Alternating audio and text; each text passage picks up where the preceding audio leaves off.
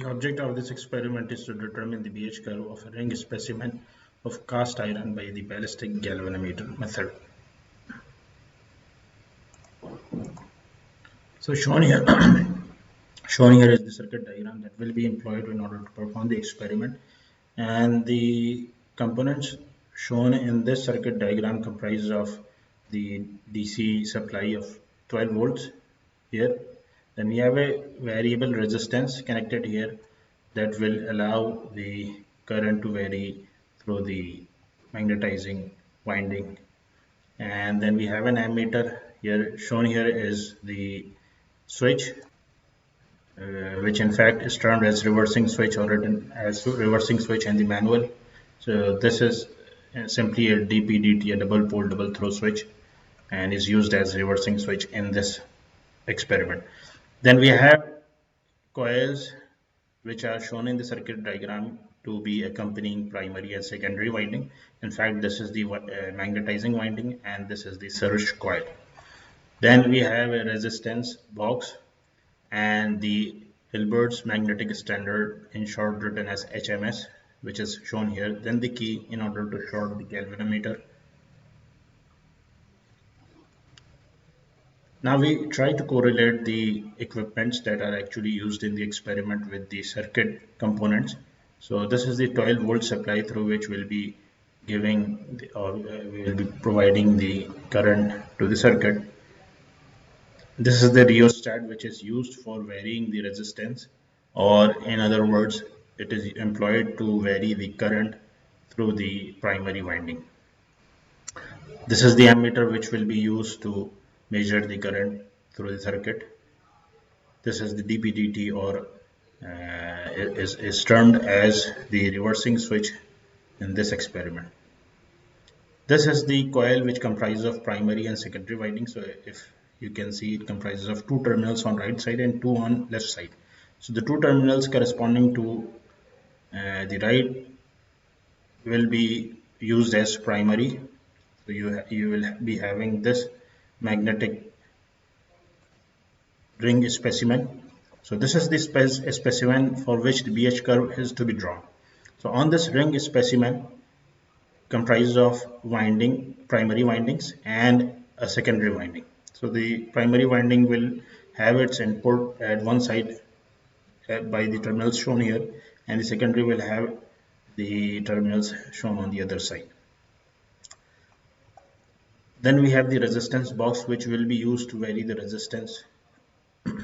This is the Hilbert magnetic standard, while this is the key which will be used to short the galvanometer, and this is the ballistic galvanometer which is used to measure the flux in the ring specimen.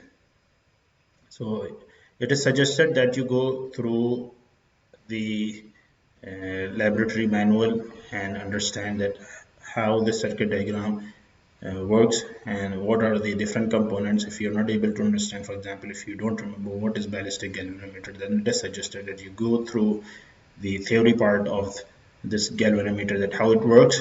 So in fact, in this experiment we are going to use ballistic galvanometer in order to measure the flux in the ring specimen. And in the manual, instead of things written as primary and secondary, you will find this primary to be magnetizing coil, while this secondary to be the surge coil. So this is the connection. After observing the circuit diagram, we'll perform the connection in the similar way. So now we perform the experiment, and we'll first allow maximum current to pass through the coil, the primary magnetizing coil. So the first process is to demagnetize the specimen, and this is done by first applying maximum current, allowing maximum current to pass through it. Then we keep on reversing the switch in order to reduce the size of the BH curve, and we'll keep on while reversal of switch will keep on decreasing the current. So in this manner, what we are doing is we are trying to demagnetize the specimen. So you can go in detail, refer to Ekesoni for how the specimen is being demagnetized by using this procedure. So after the ring specimen is demagnetized, so once the ring specimen is demagnetized, then we'll allow current, we'll increase the current and allow this current to pass through the the coil, which will magnetize the ring specimen. And then further, in order to know that how much flux had been stored or is in under process, then we'll make the the ballistic galvanometer. We allow that current to pass through the ballistic galvanometer by using the Hilbert magnetic standard. And then further, in order to bring back the position of this needle or the display, the light spot to 0, the keys will be used. So on the top right side shows the reading which is observed in the galvanometer. For different values of current, starting from 0.3 ampere, the deflection in the galvanometer is observed as 1 centimeter. For 0.5 ampere, the deflection is 3 centimeter. For 0.7, it's 4, and so on, till we reach a reading where afterwards the galvanometer deflection does not goes beyond 8.5 centimeter, which shows that the specimen had been magnetically saturated.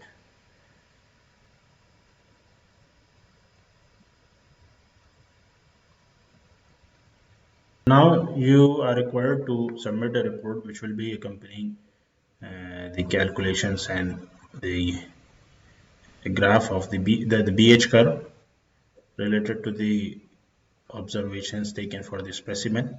And additionally, you will have to answer the following questions. First of which is what are the other methods to calibrate the ballistic galvanometer. Second is hysteresis a time lag. So this should be LAG, lag. What is its effect on electrical apparatus? Third is permanent magnetic materials have higher hysteresis loss. Why is it important to know the BH characteristic of magnetic materials?